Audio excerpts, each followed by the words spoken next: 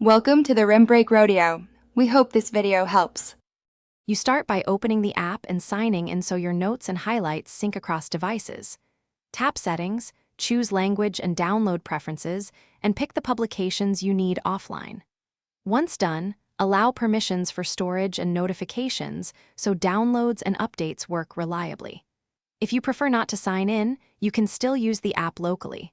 However, syncing requires an account. Make sure to tap each publication's download icon to queue content for offline reading. You'll find the library organizes books, magazines, and videos into clear categories. Search by title or topic to jump quickly. Open a publication and use the highlight, bookmark, and note tools to mark key verses or paragraphs. Notes sync when signed in. Once done, use the split view or playback controls for videos and audio.